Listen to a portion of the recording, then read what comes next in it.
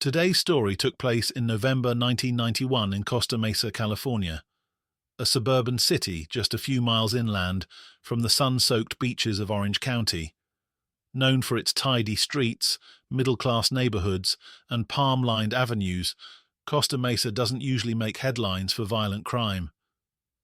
In the early 1990s, it was the kind of place people moved to for peace and opportunity, a world away from chaos. But behind closed doors, in a modest apartment tucked inside this seemingly ordinary city, something truly unthinkable happened. It was here, over the Thanksgiving weekend of 1991, that a scene of horror unfolded, one that would shock not only the community, but the entire country. But to get to know the main character of this story, we first have to move to Egypt, where in 1968, Omaima and Nelson was born. She grew up in a strict and turbulent household. Reports suggest that her father was abusive, and her early years were shaped by violence and instability. As a child, Omaima was subjected to a painful traditional procedure in her home country, one that involved the mutilation of her most private parts. The living conditions were also not very good. She was reportedly one of several children, though the exact number of siblings she had is not clearly documented. The household lacked space, proper sanitation, and money. Her father worked manual labor, while her mother took care of the home and wanted the best for her children. She often stood up for them, which did not end well for her. Eventually, her mother decided she had had enough and chose to get a divorce, even though this put her in a very difficult situation, alone with the children, without money, and without any support. The woman and her children had to move, and they all lived in a rather undesirable district in Cairo. The living conditions were still poor, but they gained something very important: peace. This is how their years passed, quietly. Omaima grew into a beautiful young woman. She dreamed of becoming a model, and had the potential for it. Unfortunately, her chances of fulfilling her dreams were slim. However, she hoped to meet a good and wealthy husband who would help her and her family. And indeed, when she turned 18, she met an American, Roger Stainbrook, who was working in Egypt on a contract in the oil industry. The man was older, had money, and a settled life. All he lacked was someone to share his life with. Omaima could communicate in English, maybe not perfectly, but well enough for her new partner. She often went to bars where foreigners gathered, hoping to meet someone. Omaima made a great impression. She was eloquent and intelligent. At that time, she worked as a nanny to help her mother. She also tried her hand at modeling. She even took part in a few low-paid photo shoots, but unfortunately, there was no chance for further development in that direction. Roger was enchanted with her, and their relationship quickly became physical. Apparently, it was mainly based on that, as there was no great love from her side. Roger took Omaima to places she had never been able to afford before, and also helped financially support her family. Omaima's mother knew that the man's contract in Egypt was coming to an end, and such an opportunity might not come again, so she encouraged her daughter to marry the wealthy foreigner. The man seemed to be in love, so when Omaima agreed to continue their relationship, he proposed to her. The wedding took place in 1986, and the young couple set off to the United States, specifically Texas. For Omaima, it was a huge change. From living in very poor conditions and a different climate and culture, she moved to much better circumstances. The truth was, however, that neither she nor her new husband really knew each other well. The husband did not understand her culture or the procedure she had undergone as a little girl. Unfortunately, this meant that any intimacy was very uncomfortable for her, so over time she tended to avoid it, which, of course, displeased her husband. It is unclear whether he even knew about the procedure or simply did not understand the situation. The young couple began to drift apart, and Omaima, in the new country, had no money, no friends, and her English, which had seemed adequate in Egypt, was quite poor in the United States. It was difficult for her to meet new people, especially as she was rather a reserved person, to the extent that some thought she was surrounded by mystery, Unfortunately, divorce came very quickly. The exact reason is unknown. From that moment, Omaima was alone in a foreign country, without money and with a poor command of the language. Despite this, she knew that her current situation was still better than in her home country. In the United States, she had a chance for some development or a better life. She knew she had to find someone who would support her financially. She worked as a nanny and also arranged a few photo shoots, but these were just casual jobs. Probably, she still hoped for a modeling career, but it never happened. Omaima wanted to find a wealthy husband, so she became a regular in exclusive clubs where she looked for men. These men often wanted to continue the acquaintance outside the club. They invited her to expensive restaurants, and thanks to them, she could live a life of luxury. Over time, romantic matters stopped to interest her at all. It was solely about money. Omaima usually met single men, moved into their homes, and spent their money. The problem was that after some time, these men realized they were just ATMs for her, so they decided to end the relationship. Each time Omaima left, she took valuable things from their homes. The would-be husbands reported theft to the police, but she was already out of town, or even the state. She remained elusive, and no one really wanted to look for her. However, once she met a man named Robert Hansen. Their relationship looked like all the previous ones. In November 1990, Omaima was involved in a disturbing encounter with Robert, a man she had briefly dated in Huntington Beach. According to his statement to police, the two had agreed to a consensual bondage scenario, but once he was restrained, things took a sinister turn. Robert alleged that she suddenly pulled a gun on him and demanded money. Fearing for his life, he managed to talk her down and eventually escaped. Though the incident was reported to law enforcement, no charges were filed.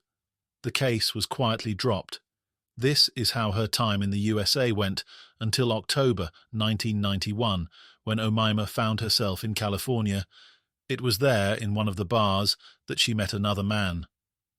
Bill Nelson was a 56-year-old former pilot with a criminal past. He had served time in federal prison for drug smuggling, but was now living comfortably in Costa Mesa. Charismatic and generous with money, he was drawn to younger women, and it didn't take long before he invited the striking 23-year-old Omaima into his life. Within days of meeting, the two married in a spontaneous ceremony that shocked those around them. Bill was a very capable and intelligent man. After his release, he lived in Costa Mesa, California, and was reported to be working as a computer programmer. While the exact details of his job are unclear, it's known that he earned enough to maintain a comfortable lifestyle. Despite his criminal past, Bill appeared to be rebuilding his life quietly and had the financial means to support himself. As for his private life, Bill had a wife and children about whom little is known. It is certain he had at least one daughter named Margaret, who was older than Omaima. Besides that, Bill was very sociable, open, cheerful, and wealthy.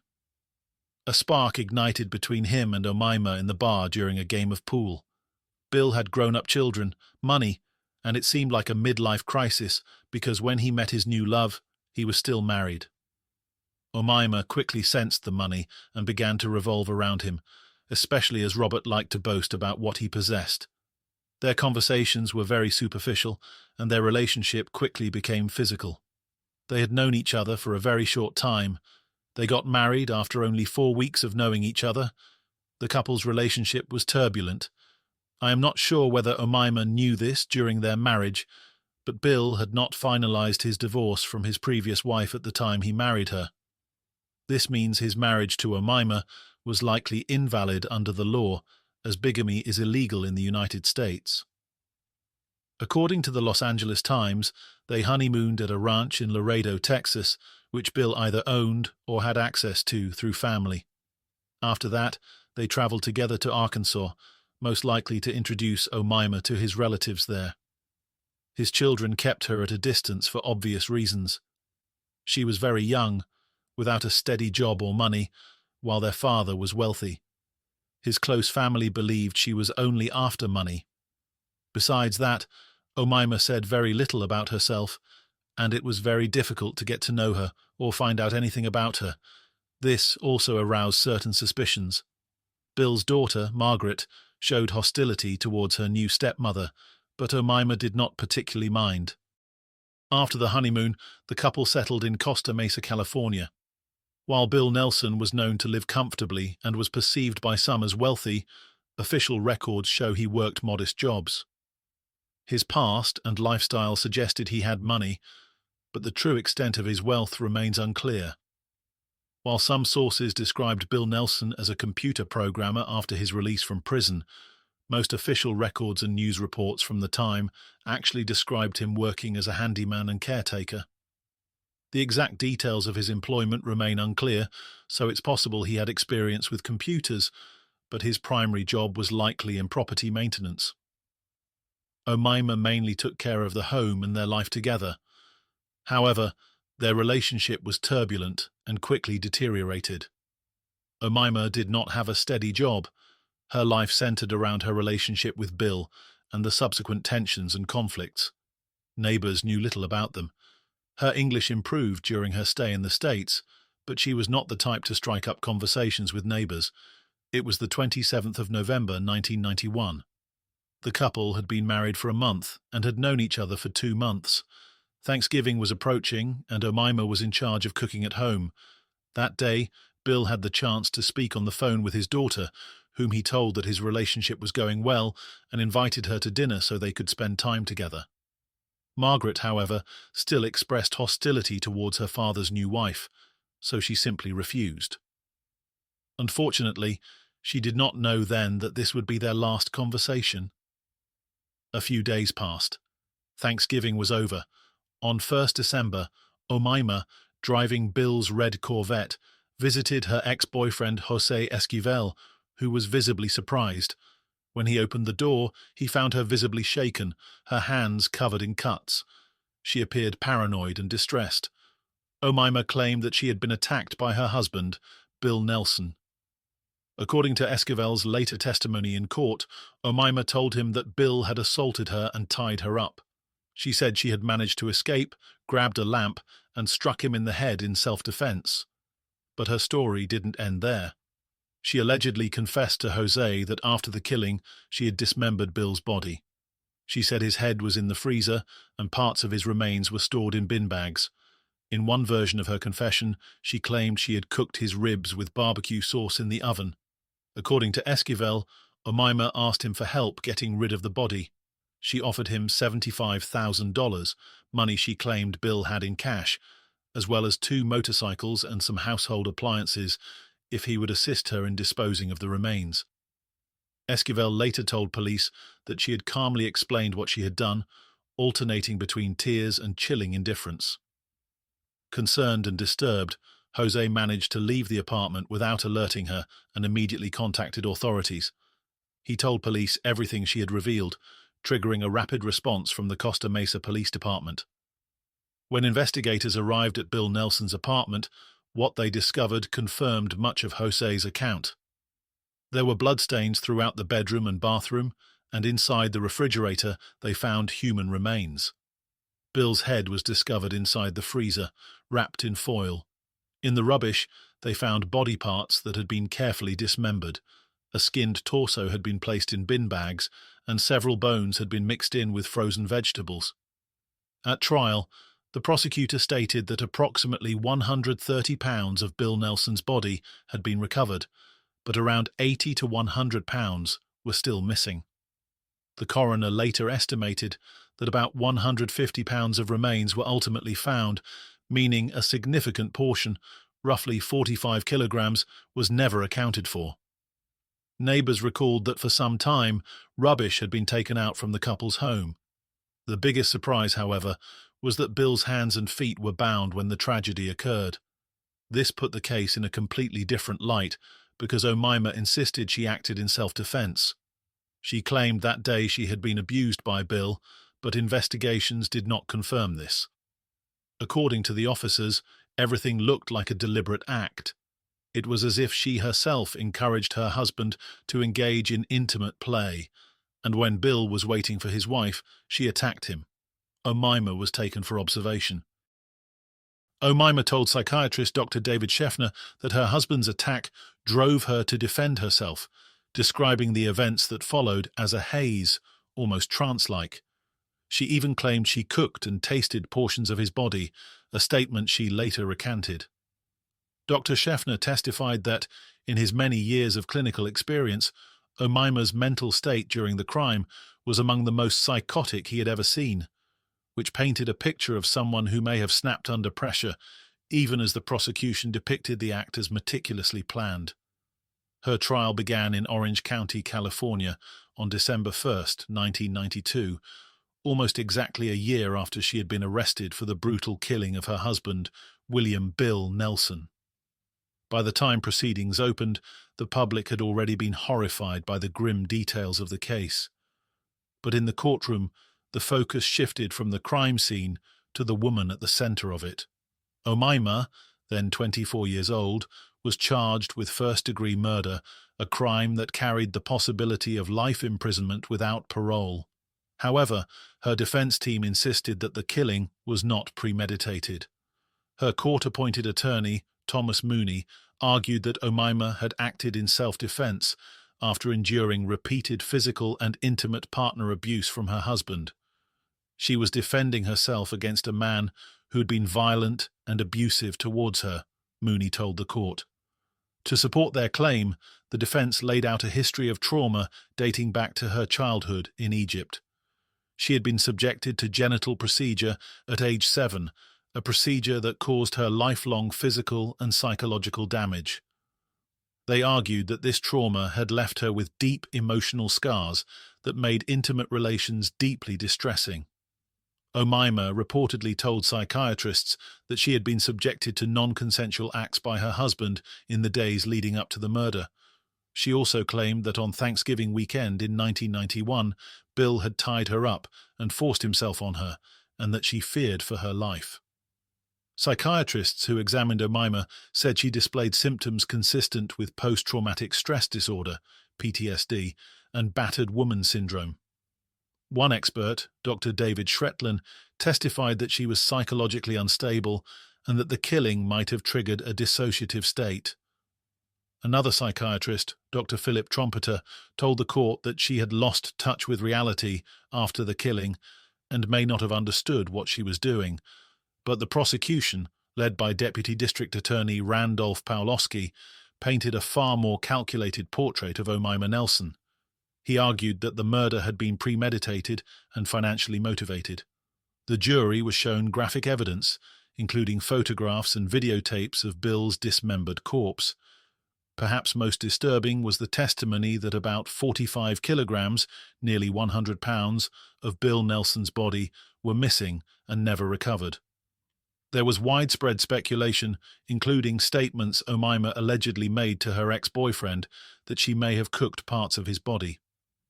Forensic experts also testified that Bill Nelson had ligature marks on his ankles, suggesting he had been tied up, possibly before his death, not after. This contradicted Omaima's claim that she had killed him in a sudden act of self-defense. Blood patterns on the mattress and walls also appeared inconsistent with a struggle. Adding to the prosecution's case was the fact that Omaima had a history of violent behavior. Just 1 year earlier, she had assaulted Robert Hansen with a shotgun, demanding money and tying him up. At trial, this 1990 incident was introduced as evidence of a pattern of manipulative and violent conduct. After 6 days of deliberations, the jury returned with a verdict. They acquitted Omaima of first-degree murder, finding insufficient evidence of premeditation. However, they found her guilty of second-degree murder, which still carried a heavy penalty. She was also convicted of assault with a firearm in connection with the 1990 attack on Hansen, but acquitted on the charges of false imprisonment and attempted robbery. In January 1993, the judge sentenced Omaima Nelson to 27 years to life in prison. During sentencing, the court acknowledged the horror of the crime, the graphic nature of the evidence, and the psychological complexity of the defendant. Still, the judge made it clear that the sentence reflected the seriousness of the crime and the need to protect the public. Omaima later appealed her conviction, claiming the court had erred in denying her an insanity defense and that the jury should not have seen the graphic video evidence. But in March 1995, the Fourth District Court of Appeal upheld her conviction, finding no legal error. Omaima Nelson is currently serving her sentence in a California state prison. As of now, she remains incarcerated, and her parole requests have been denied multiple times. While incarcerated, Omaima reportedly remarried. In the mid-2000s, she claimed to have married a man in his 70s with whom she had been corresponding. She stated that they had become married and that he had passed away before her second parole attempt in 2011. However, prison officials did not officially recognize this marriage, and there is no public record confirming its validity. Bill Nelson's family was deeply saddened and shocked by what happened to him. They struggled to come to terms with the painful and upsetting details that emerged during the investigation and trial. Throughout Omaima Nelson's parole hearings, his family expressed strong feelings that she should remain in prison because of how serious the crime was. They remembered Bill as a caring husband and father and spoke about how his loss affected them deeply. Some family members found it hard to believe the claims that Bill had been harsh or unkind, sharing that they knew him as a gentle person. For them, the case was about finding peace and making sure that justice was served so that something like this would not happen again. Thank you for spending your time with me today. These stories are never easy, but they remind us of the importance of truth and awareness. Until we meet again, take care of yourselves and each other.